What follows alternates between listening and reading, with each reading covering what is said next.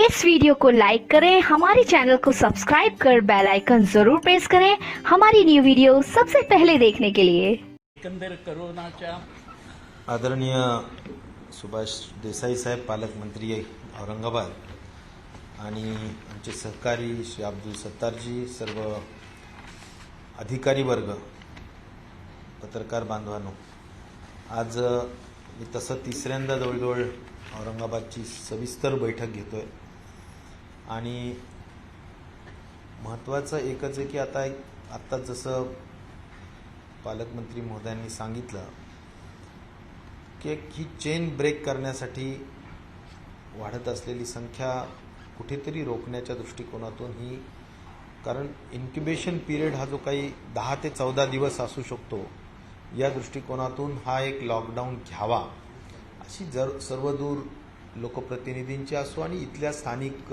लोकांचीही असो, आणि in general त्यापेक्षाही महत्त्वाचं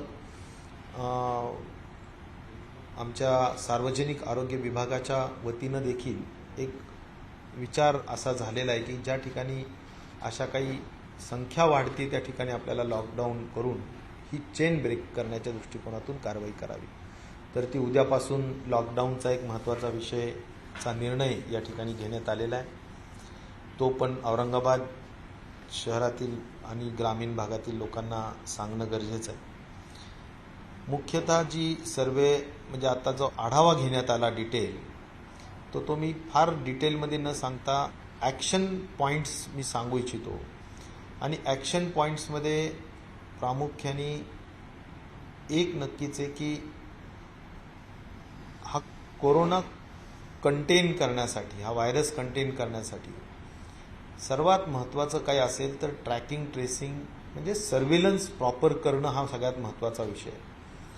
आणि त्यामुळे त्याची जी एकाच 15 वगैरेचा जो इंडेक्स, एक इंडेक्स केसला 15 तरी किमान आपण high risk contacts, low risk contacts मिळून संख्या असायला हवी, ती मे महिन्यामध्ये थोडी घसरली होती. ती एकाच 6, एकाच 7 अशा पद्धतीनं होती, जी आढाव्यामध्ये लक्षात आली.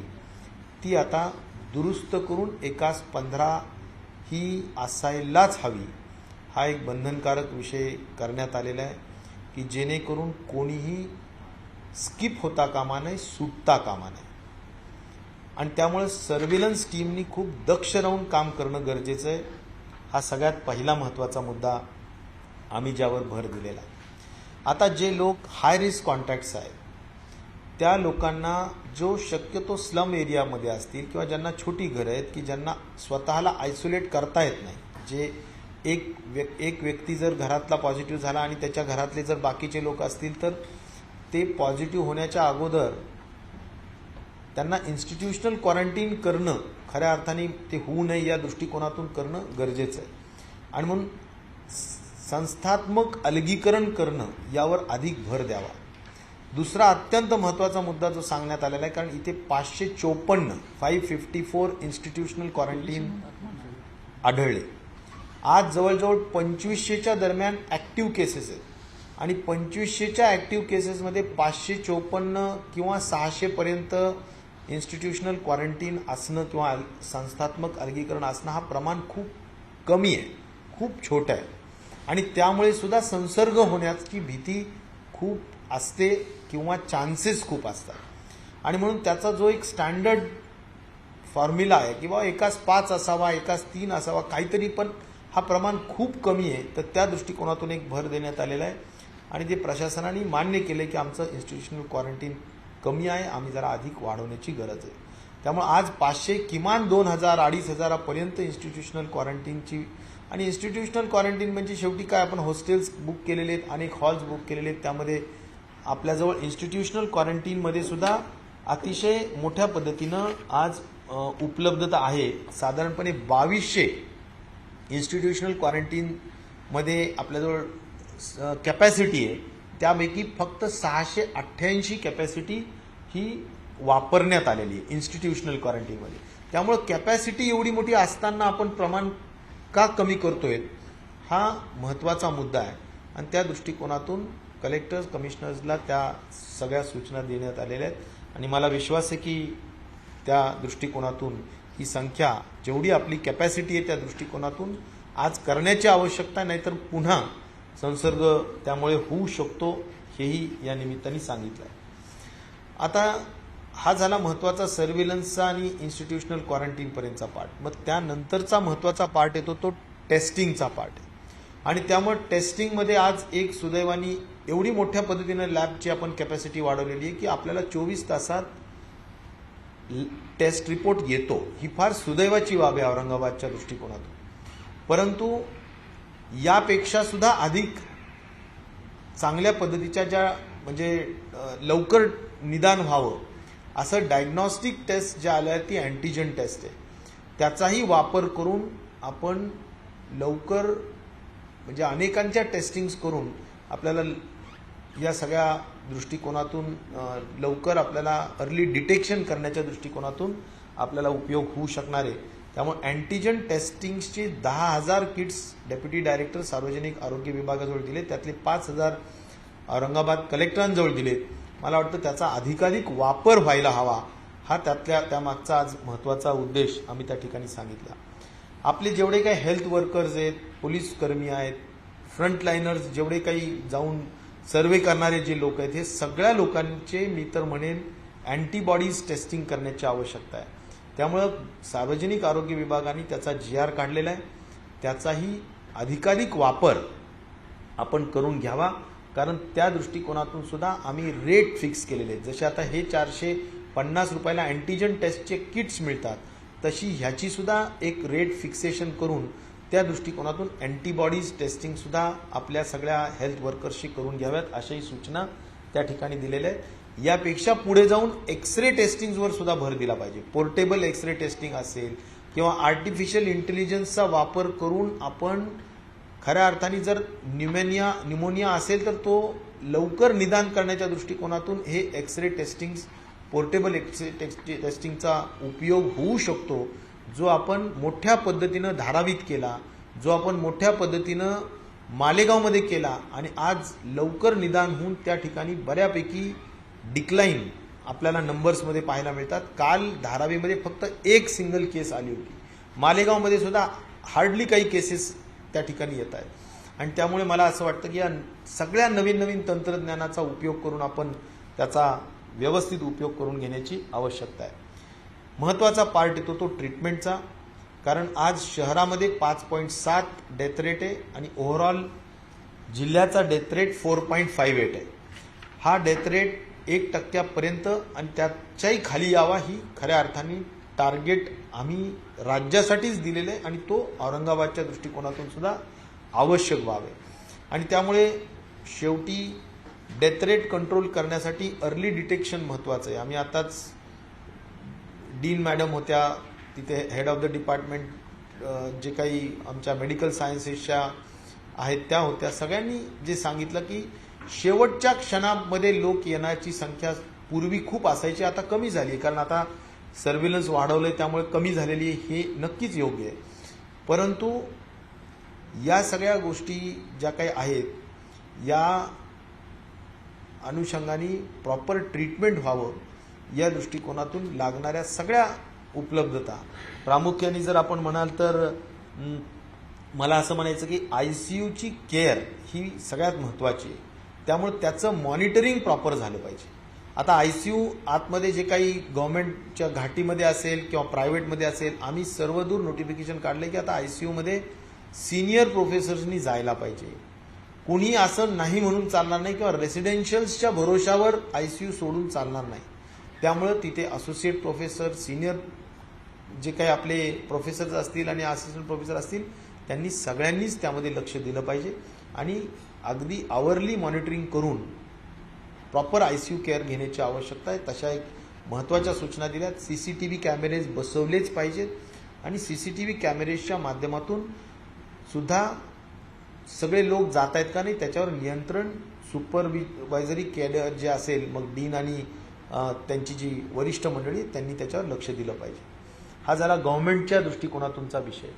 परंतु प्रायव्हेटमध्ये जे काही कोविड हॉस्पिटल्स आहेत त्या ठिकाणी सुद्धा तिथले जे प्रश्न ऐकू येत आहेत ते म्हणजे अधिक जास्तीचे बिलं आकारण्याचा. आज कमिशनर आणि कलेक्टरांनी प्रत्येक प्रायव्हेट हॉस्पिटल, कोविड हॉस्पिटलला एक डेझिग्नेटेड ऑफिसर दिला आहे, पण तो फक्त आपल्याला 80% बेड्स मिळालेत का नाही हे बघण्याच्या दृष्टिकोनातून असेल, पण त्यांना बिल सुद्धा ज्या ठरवून दिलेल्या गोष्टी आहेत त्याच्यापेक्षा अधिक नाही घेता कामा. आणि त्यामुळं जे काही आमचा जिप्सा आणि TPA यांच्या माध्यमातून आम्ही एक फिक्स्ड रेट्स केलेले आहेत, ज्याच्यामध्ये सगळ्या गोष्टी इन्क्लुडेड आहेत.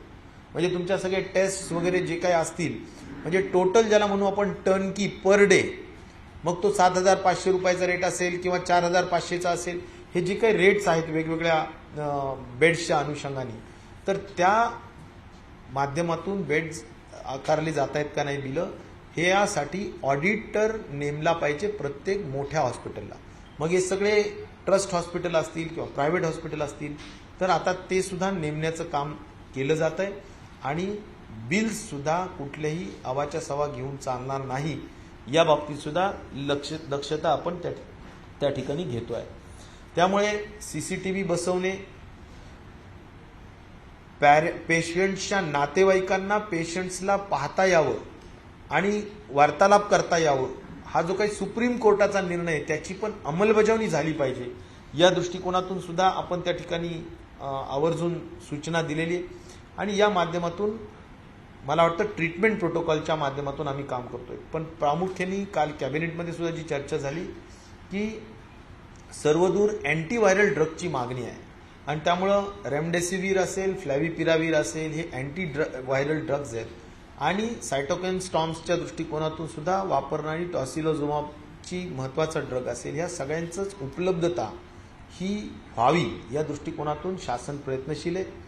आज सुद्धा मी म्हणजे मागच्या 2 दिवसापूर्वी सुद्धा मी कलेक्टरांजवळ CSR मधून काही रेमडेसिवीरच्या वॉइल्स उपलब्ध करून दिल्या होत्या. आज सुद्धा आम्ही एक 550 नवीन वॉइल्स काही पेशंटच्या दृष्टिकोनातून उपलब्ध करून देतो आहोत. ते पण CSR मधून जाणीवपूर्वक औरंगाबादला या ठिकाणी देण्याचा व्यवस्था करतो आहोत. परंतु सिप्ला कंपनीने एक 2-4 दिवसाच्या आत बाहेर याची उपलब्धता वाढवून देऊ असं सांगितलेलं असल्या कारणाने आम्ही त्याची वाट बघतोय अतिशय उत्कंठेने की उपलब्धता वाढावी. शासन पैसे देऊन खर्च करायला तयार आहे, परंतु त्याची उपलब्धता नाही हा मुख्य विषय आहे आणि ती 2-3 दिवसात होईल, जेणेकरून महाराष्ट्राच्या प्रत्येक जिल्ह्यामध्ये अँटीव्हायरल ड्रग्ज उपलब्ध होतील. तो दिवस आम्ही वाट बघतोय आणि लवकरात लवकर त्याचे रेट सुद्धा आज मला वाटतं काल मुंबईचं जे टेंडर झालं होतं त्याच्यातून आणि ठाण्याच्या याच्यातून जे काही रेट फिक्स होईल त्या फिक्सेशनच्या अनुषंगाने कलेक्टर आणि कमिशनर्सला हे खरेदी करण्याचा अधिकार आम्ही सर्वदूर देतो आहोत आणि त्या माध्यमातून सगळीकडे ही उपलब्धता व्हावी अशी अपेक्षा आहे. त्यामुळे सिप्ला आणि हिट्रो कंपनीला सुद्धा माननीय मुख्यमंत्री महोदय सुद्धा सातत्याने बोलत आहेत की तुम्ही लवकर उत्पादन वाढवा आणि खाली लोकांना उपलब्ध करा. तर त्या दृष्टिकोनातून तेही आम्ही प्रयत्नशील आहोत, हेही मला आपल्याला सांगायचं आहे.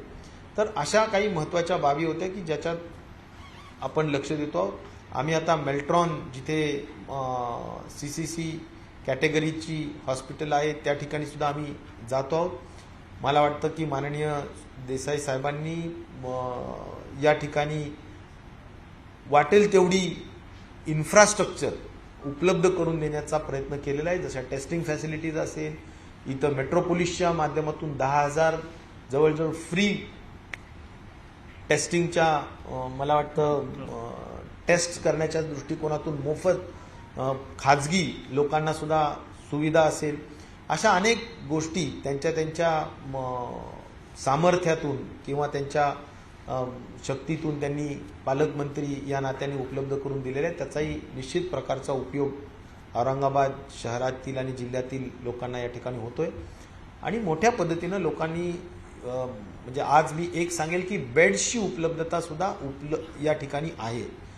ICU बेड्स असतील किंवा CCCचे बेड्स असतील आणि ऑक्सिजनचे बेड्स असतील, ते सुद्धा आज अशी परिस्थिती नाहीये की आपण संपलेत बेड्स आणि आता लोकांना अडचण आहे, अशातली परिस्थिती नाही.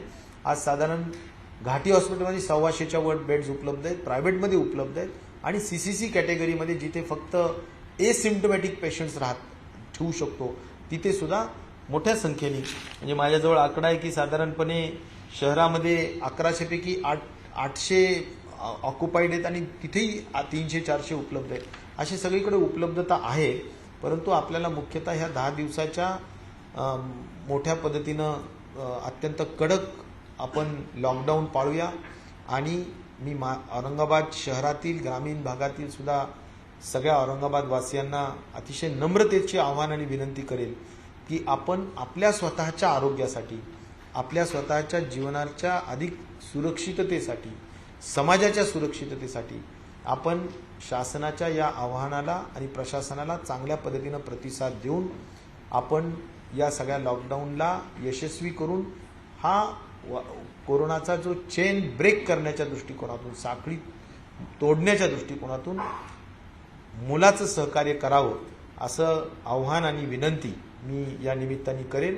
आणि अपेक्षा करेल की निश्चित प्रकारे आज औरंगाबादमध्ये स्लम्समध्ये संख्या येत नाहीये. आता मोठ्या म्हणजे आपण मध्यमवर्गीय आणि उच्च मध्यमवर्गीयांमध्ये आपल्याला प्रत्येक कॉलनीमध्ये कुठे 1, 2, 4, 2, 3 अशी सगळी संख्या सापडते.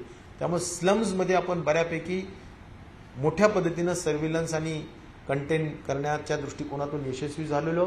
परंतु आता जर मध्यमवर्गीय, उच्च मध्यमवर्गीय मंडळींनी सुद्धा ज्या काही आपला जो काय म्हणायचं खूप बाहेर कुठल्याच कारणाने जाऊन संसर्ग होऊ नये या दृष्टिकोनातूनची काळजी घ्यावी अशी आव्हान आणि विनंती या निमित्ताने करतो. धन्यवाद. आशिष महाराष्ट्र टाइम्स. माझा प्रश्न असा आहे की हे पुन्हा लॉकडाऊन करताय तुम्ही. आज तुमची बैठक सुरू असताना शहरातली आकडेवारी आहे 300च्या पार आज पुन्हा आणि 5 जणांचा मृत्यू झाला. तर या लॉकडाऊनमुळे ही साखळी तुटेल का? हा राज्य सरकारला विश्वास आहे का? आणि ही जबाबदारी कुणाची आहे? काय होत आहे? रुग्णसंख्या वाढते, 7,500च्या पोटात गेली. मग या सगळ्या प्रकरणाला जबाबदार कोण आहे? शासन, प्रशासन की जनता? काय वाटतं तुम्हाला? आणि ही जी लॉकडाऊन तुम्ही पुन्हा करताय तर ते थांबेल असं तुम्हाला विश्वास आहे? सर याला जोडून विचारतोय की रुग्णसंख्या झपाट्याने वाढत चाललेली आहे. आपलं कुठं काही चुकलं, म्हणजे प्रशासनाचं, सरकारचं कुठं काही चुकलं, किंवा ही वाढ तुम्हाला अपेक्षित होती, नक्की झालंय काय? मला असं म्हणायचं की एक सुरुवातीपासून आपल्याला माहिती असेल की कोरोना हा अत्यंत संसर्गजन्य कॉन्टॅजियस डिसीज आहे. तो झपाट्याने पसरतो. मला वाटतं ही मी नव्याने सांगण्याची गरज नाही, हे आपल्या सर्वांनाच विदित आहे. आणि त्यामुळं एक नक्कीच आहे की बरं होण्याची संख्या सुद्धा आज 60% हा आपण जमेची बाजू ही पण लक्षात घेतली पाहिजे की एकीकडे आपण आकडा सांगतायत 5,000 तर तिथे जवळजवळ 3,000च्या वर रुग्ण बरे होऊन गेलेले. हा जमेची बाजू आपण या ठिकाणी लक्षात घेतली पाहिजे. आणि त्यातून क्रिटिकल पेशंट सुद्धा बरे होऊन गेलेले. सांगण्याचा मुद्दा माझा एवढाच आहे की जरूर कॉन्टॅजियस डिसीज असल्यामुळे पसरतो आहे, तो रोखण्याच्या दृष्टिकोनातून आपण सर्वतोपरी प्रयत्न करतो आहोत. लॉकडाऊन हा नेहमी कधी करायचा असतो तर त्याचा एक जनरल थंब रूल असा आहे की आपल्याला साधारणपणे आपलं जे काही बेड्सची संख्या आहे किंवा आपली आरोग्याच्या सुविधेची संख्या आहे ही कुठेतरी आपल्याला जसं आपण एक 10-20% राहिल्यानंतर असं होऊ नये की सगळी संख्या संपलेली आपल्याला आणि आपल्याजवळ आता बेड्स उपलब्ध नाही आहेत. ही परिस्थिती होऊ नये म्हणूनच आपण हे लॉकडाऊन करतो आहोत. मधल्या या पिरियडमध्ये आपण बेड्सची संख्या सुद्धा वाढवणार आहोत, आपण सर्व्हेलन्स सुद्धा वाढवणार आहोत. आपली ही लॉकडाऊनचा अर्थ काय की बेड्सची संख्या सुद्धा मग ती ICU असो किंवा अन्य असो ती पण आपल्याला वाढवायची आहे. आणि त्याचबरोबर सर्व्हेलन्स वाढवून आपली जे काही कोमॉर्बिड लोक आहेत किंवा सारीचे पेशंट असतील, ILIचे पेशंट्स असतील, जे काही मोठा सर्वे आज महानगरपालिकेच्या वतीने आणि जिल्हा अधिकाऱ्यांच्या वतीनं करण्यात आलेला आहे त्यामधले जे लोक आहेत ते कसे बाजूला काढता येतील आणि त्यांची कशी प्रॉपर केअर घेता येईल हे जर आपण करू शकलो ह्या लॉकडाऊन पिरियडमध्ये माहिती घेऊन तर मला वाटतं की त्याच्यामुळे आपल्याला अर्ली डिटेक्शन करता येऊ शकतं. अर्ली डिटेक्शनमुळे खऱ्या अर्थाने आपल्याला डेथ रेट कमी करता येऊ शकतो. मी पुन्हा एकदा एवढं सांगेल की संख्या वाढती याची चिंता जरूर आहे, पण खरी चिंता मला याची आहे आणि आज केंद्र शासन ICMR एवढंच गोष्ट सांगतायत की किती वाढतायत, किती आपली टेस्टिंग कॅपॅसिटी वाढतीये किंवा आपला सर्वे वाढतोय, आपण आता अँटीजन टेस्ट वाढवतोय, यामुळे संख्या वाढू शकेल. परंतु मुख्य काळजीचा विषय की फॅटल्टी रेट वाढू नये.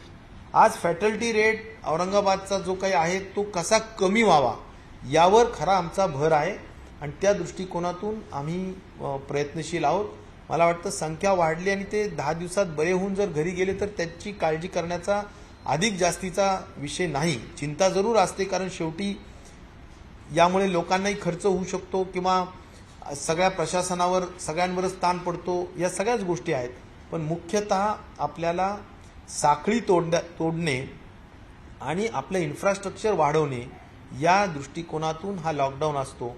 आणि मला वाटतं सगळ्या गोष्टी शेवटी ICMRच्या सूचनेप्रमाणे महाराष्ट्र शासन, लोकशाही आघाडी सरकार हे काम करत आलेलं आहे. पावला पावलावर कानामात्रा सुद्धा आम्ही ICMRच्याच गाईडलाईननी सुरुवातीपासून काम करत आलेलो आहे.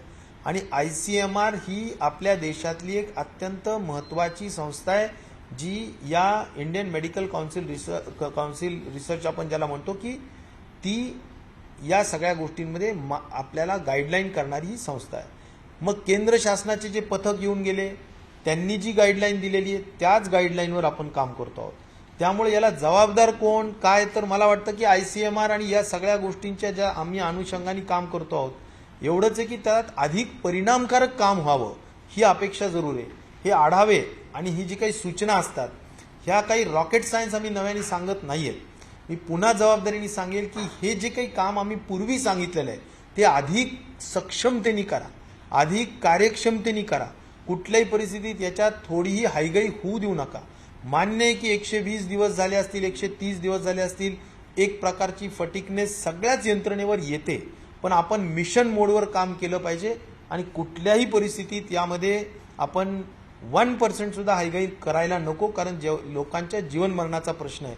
आणि म्हणून पोलीस यंत्रणेपासून तर ट्रीटमेंट करणारी डॉक्टर यंत्रणा असेल किंवा प्रशासनावर नियंत्रण ठेवणारे सगळे प्रशासनातले लोक असतील, या सगळ्यांच्याच टीमवर्कचा हा महत्त्वाचा आवश्यकता आहे. सांगितलं जात आहे की रुग्ण बरे होण्याचं प्रमाण चांगलं आहे, आम्ही बेड्स वाढवणार, हॉस्पिटल्स वाढवणार, हे तर प्रशासन सरकारचं कर्तव्यच आहे. तर संसर्ग रोखण्यासाठी का प्रशासन एवढं पुढे येते? जर संसर्ग तर रोखला गेला गल्लीबोळामध्ये जाऊन, तर तुम्हाला बेडची इकडे जास्त लक्ष देण्याची गरज. अगदी बरोबर आहे. कुठेतरी चुकते हे मान्य करायला तयार आहात का तुम्ही? संसर्ग वाढत चाललंय, जेव्हा जेव्हा मंत्री येऊन सांगतात आम्ही निर्देश दिलेले, सगळ्या सोयी केलेला, मंत्री गेला की दुसऱ्या दिवशी दणकन आकडा वाढतोय आणि तो आतापर्यंत वाढत चालला.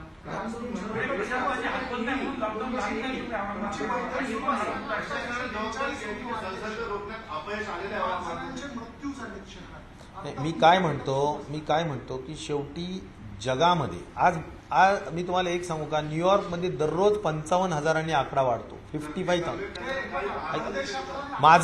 माझं ते म्हणणं नाही, आकडा हा वाढतो कारण तो संसर्गजन्य आहेच.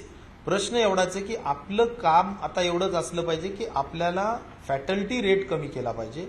आणि त्या दृष्टिकोनातून जरूर तुम्ही जसं म्हणताय की आता एखाद्या कॉलनीमध्ये, एखाद्या बिल्डिंगमध्ये जर का तो एखाद्या फ्लॅटमध्ये रुग्ण आढळला, आम्ही ती बारकाईने चर्चा केली, तर त्याच्यामध्ये आपण कंटेनमेंट झोन करण्याचे अधिकार कमिशनर्सला असतात. मग त्यांना आम्ही तेच विचारलं की बाबा किती कंटेनमेंट करताय तुम्ही, किती फ्लॅट्सला एरियाला कंटेन करताय, ते त्यांनी सांगितलं. मग तो जो पॅरिमीटर कंट्रोल असतो, बाउंड्रीज असतात, एखादा एरिया, एखादी बिल्डिंग आहे, एखादी झोपडपट्टी आहे, तो एरिया कंट्रोल करणं, स्ट्रिक्ट कंटेनमेंट करणं, नो इन नो आउट हा जो काही पेरिमीटर कंट्रोल म्हणतो तो मेंटेन करणं, जो कंटेनमेंट झोन आहे त्याच्यामध्ये सुद्धा अगदी कुठेही कसंही फिरतायत असं न होऊ देणं, ह्या सगळ्या गोष्टी मला वाटतं पोलीस विभागाच्या सुद्धा आहेत.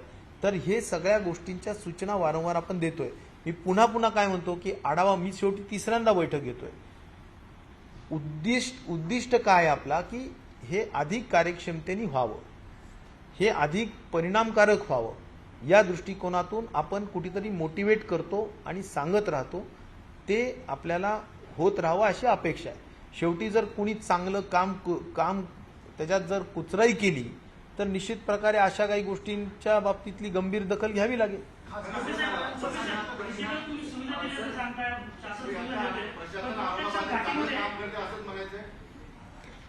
आता प्रशासन काम करत आहे, चांगलं आणि वाईटपेक्षा ते त्या डायरेक्शन्सला काळात बाहेरून लोकांना आणावं लागत असेल तर ते बिलकुल मान्य होणार नाही.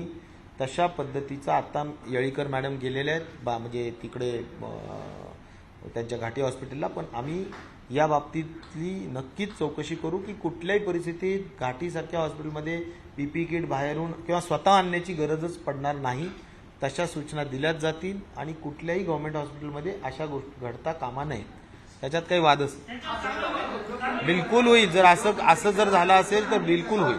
खासगी दवाखाने जादा दराने आकारणी करतात असं तुम्ही सांगितलं त्यांच्यासंदर्भात नाही आकारणी करत असतील तर आम्ही तिथे ऑडिटरची नेमणुका करतो. तक्रारी केल्या. आता तुम्ही ऑलरेडी सांगितलं हे कधी पूर्ण होईल आणि त्यांच्यावर काय कारवाई होणार. दुसरा माझा असा प्रश्न आहे की शहराचं ठीक आहे, आता संख्या ग्रामीण भागात सुद्धा वाढ आणि तुमची संख्या शहरातच पुरू शकत नाही तर तुम्ही ग्रामीण भागापर्यंत सोयीसुविधा केव्हा पुरवणार हाही प्रश्न आहे.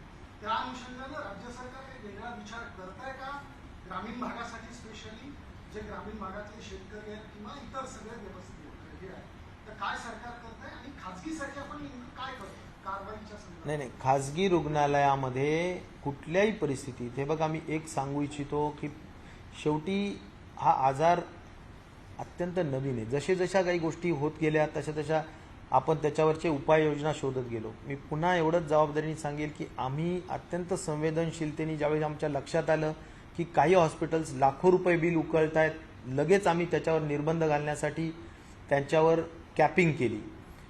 प्रायव्हेट हॉस्पिटल्सची आम्हाला आवश्यकता आहे, आम्ही 80% बेड्स हक्कानी त्यांच्याकडून घेण्याच्या दृष्टिकोनातूनची कारवाई केली. जसे टेस्टिंगच्या बाबतीत चार्जेस 4,500 रुपये केंद्र सरकारने ठरवले होते. आपलं राज्य आहे की 2,200 रुपयावर आपण टेस्टिंग आणली. त्याच्यानंतर 2,500-2,800 वरून पुन्हा 2,500 मी नवीन एक स्लॅब केला आणि कालच्या परवाच्या दिवसात आम्ही ते पण आणलं. ॲम्ब्युलन्सेस, प्रायव्हेट ॲम्ब्युलन्सेस काही पण आकार करत होत्या. मी पुन्हा जबाबदारीने सांगतो आम्ही ॲम्ब्युलन्सेस कलेक्टरला रिक्विजिशन करण्याचे स्ट्रिक्ट ऑर्डर्स दिल्या आणि रिक्विजिशन करून फ्री ऑफ कॉस्ट प्रत्येक पेशंटला ॲम्ब्युलन्स मोफत दिली पाहिजे या पद्धतीच्या गोष्टी केल्या. जर कोणी प्रायव्हेट ॲम्ब्युलन्स वापरलंच तरी त्यांचा सुद्धा पर किलोमीटर रेट हा आरटीओ आणि कलेक्टरनी फिक्स करून त्या ठिकाणी दिला पाहिजे. लुबाडणूक होता कामा नये या दृष्टिकोनातून मी उदाहरणं देतोय आणि त्याच माध्यमातून मी सांगेल की प्रायव्हेट हॉस्पिटल्सनी अजिबात आम्ही लुबाडू देणार नाही. ऑडिटर्स, गव्हर्नमेंटचे ऑडिटर्स ज्यांना अत्यंत बारकाईने नजर असते, आपण जर ट्रेन करून दिलं की बरोबर ते प्रत्येक बिलवर, म्हणजे मी तर आज अशी सूचना दिली कलेक्टरांना की प्रत्येक बिलवर पेमेंट केल्यानंतर ऑडिटरची सुद्धा गव्हर्नमेंटच्या सही करा, जेणेकरून त्या ऑडिटर जबाबदार राहील जर जास्त पेमेंट गेलेला असेल तर. इथपर्यंत सांगितलं. कलेक्टर साक्षीदार आहेत, इथे मागेच बसलेले आहेत, कमिशनर साक्षीदार आहेत. मी म्हटलं अजिबात कोणी लुबाडता कामा नये. त्यामुळे आम्ही संवेदनशील आहोत. मलाही मान्य आहे की संख्या वाढतीये, त्याच्यासाठी आम्हालाही खूप चिंता आहे, आम्हालाही खूप काळजी वाटते लोकांची, या सगळ्या गोष्टी आहेत. परंतु याला धाडसानी फेस करणं आणि त्यासाठी माध्यमांनी सुद्धा एक सकारात्मक चित्र तयार करणं हे सुद्धा तेवढीच महत्वाची आवश्यकता आहे.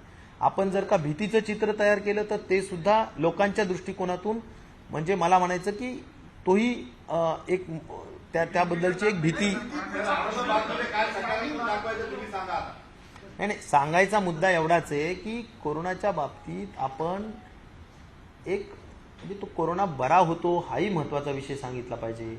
कारण असं नको वाटायला लोकांना की काही लोक इतके भीतीने घरी बसलेले की तुम्हाला सांगतो अजिबात काही लोक बाहेरच निघत नाही. तुमची दाद दिली पाहिजे सगळ्या पत्रकारांची की तुम्ही लोक बिलकुल सगळे धाडसानी काम करतायत. त्यामुळे मला सांगायचा मुद्दा एवढाच आहे की तुम्ही सगळ्यांनी शेवटी राज्य शासन आणि चौथा स्तंभ असलेला आमचं मीडिया आणि प्रिंट मीडिया आणि सर्व आमचा वर्तमानपत्राचा भाग सगळ्यांनीच एक या महत्वाच्या पॅन्डेमिक सिच्युएशनमध्ये चांगली साथ देण्याची आवश्यकता आहे असं सुद्धा मी आवर्जून सांगितलं.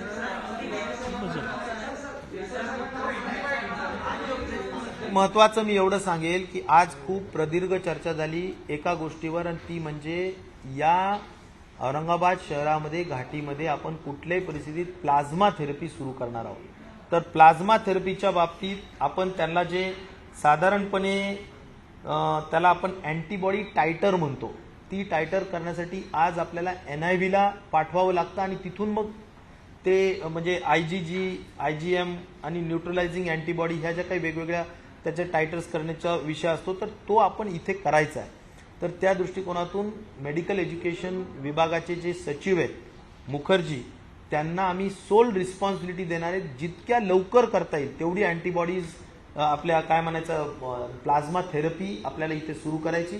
कारण ज्यांच्यामध्ये आता एवढे रुग्ण जे बरे झालेले आहेत त्यांच्यामध्ये जिथे IgGचं प्रमाण अधिक असतं त्यांचं म्हणजे आत्ता मला आपल्या डीन मॅडमने सांगितलं की आपण 5 ते 6 रुग्णांना ताबडतोबीनं प्लाझ्मा देऊ शकतो. असे 5 रुग्णांना आता सध्या त्यांच्याजवळ प्लाझ्मा उपलब्ध आहे. परंतु त्याचं टायट्रेशन टेस्ट, मशीन आणि टेस्ट हा जो काही प्रकार आहे, मशीन पण उपलब्ध आहे, फक्त टेस्ट उपलब्ध नाही आणि त्याच्या परवानग्या लागत आहेत. तर परवानगी आणि टेस्ट ह्या 2 उपलब्ध करण्यासाठी मी मुखर्जींना जबाबदारी आम्ही देतोय. ते नक्कीच त्याचा सगळा पूर्ण पाठपुरावा करून आपल्याला औरंगाबाद एक मराठवाड्याचं एक महत्त्वाचं केंद्र आहे, त्या दृष्टिकोनातून प्लाझ्मा थेरपी एक महत्त्वाची सुरू करायची. कारण 10 प्लाझ्मा थेरपीचे जे काही आपण प्रयोग केलेले आहेत त्यापैकी 9 यशस्वी झालेले. त्यामुळे आपल्याला याच्यावर भर द्यायचा आहे आणि त्यासाठी ह्या ज्या काही छोट्या मोठ्या परवानग्या राहिलेल्या आहेत त्या जितक्या लवकर करून घेता येतील त्यावर सुद्धा आपण भर देतोय.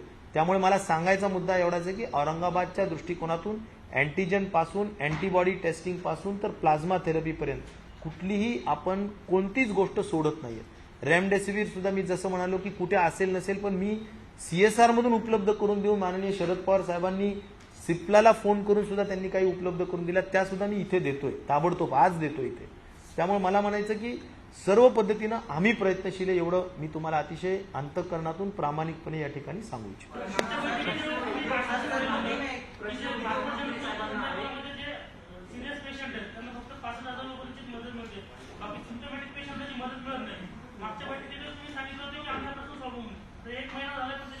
नाही, त्याचे मी सांगतो काय की मशीन आहे, सगळं आहे, त्याचे टेस्ट आणि काही परवानग्या असतात. आता मला जे सांगितलं आता की FDA आणि DCGI म्हणजे कोण drug controller general of India, तर ह्यांचं महात्मा फुलेचं काय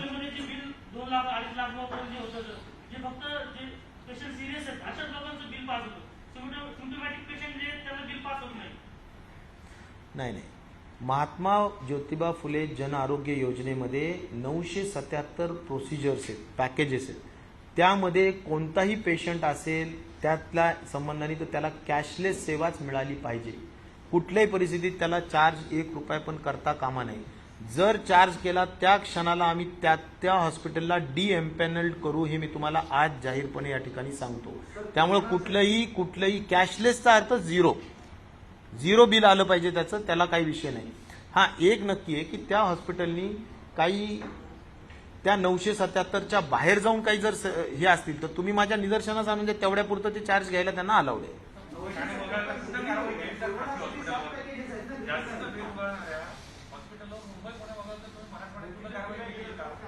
मला एवढं म्हणायचं, तक्रारी दाखवा, आम्ही त्याच्यावर वसूल करून देऊ नका. मी सांगतो काय तुम्हाला, आता ऑडिटर नेमण्याचं कारण काय, ऑडिटरनी सही करण्याचं कारण काय, त्याचा उद्देश एक लक्षात घ्या की कुठेही काही. आणि मला द्या एक काम करा, मी प्रेसलाही सांगू इच्छितो की तुम्ही मला जास्तीचे बिल आम्ही दिलेल्या निकषाच्या बाहेर जाऊन, हे बघा MCG म्हणजे जो महात्मा ज्योतिबा फुले जन आरोग्य योजना आहे ना, त्यातले इथे जे हॉस्पिटल्स आहेत ते कोणते आहेत ते तुम्हाला माहिती आहे. त्याच्या बाहेर जर का जे हॉस्पिटल आहेत ते बिल आकारू शकतात, परंतु त्यांनी पण काय आकारायचं यावर सुद्धा आम्ही निर्बंध घातलेले, काही पण नाही आकारू शकत. त्यामुळे आम्ही सगळं ट्रान्सपरंट GRs काढलेले, त्याच्यामध्ये तुम्ही बघा. आणि जिथे जास्तीचं बिल आकारलंय मी तुम्हाला या क्षणाला सांगतो की तुम्ही मला दाखवायचं बिल, ते बिल मी वसूल करून दिल्याशिवाय राहणार नाही, हा माझा तुम्हाला शब्द आहे.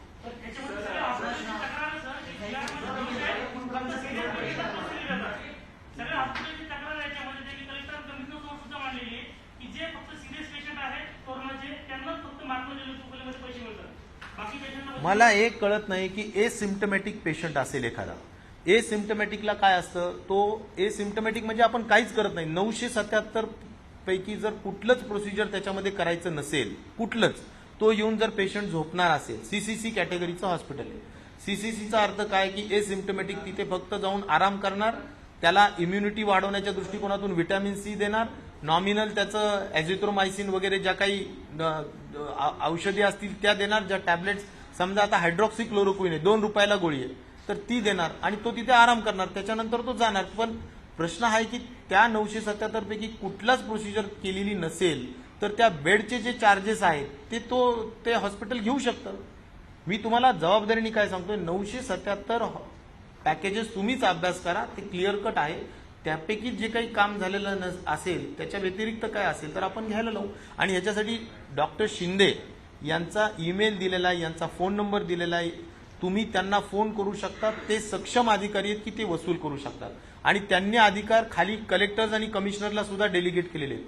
मला एवढं सांगायचं, कलेक्टर कमिशनर इथं साक्षीदार आहेत. तुम्ही माझ्या वतीनं, आमच्या शासनाचे शेवटी ते एक प्रशासनाचा भागच आहे, तुम्ही जिथे जास्त आकारले त्यांना सांगा, ते वसूल करून देण्याची जबाबदारी त्यांची. मी प्रेस कॉन्फरन्समध्ये बोलतोय, कुठेही काही टाइमपास बोलत नाही. त्यामुळे त्यांची ती जबाबदारी आहे आणि आम्ही त्यांना अधिकार दिलेले आहेत, पूर्ण अधिकार दिलेले. त्यामुळं जर कुठं काही अवास्तव गोष्ट चाललेली असेल त्यांनी ती वसूल करून दिली पाहिजे. सगळ्यांचे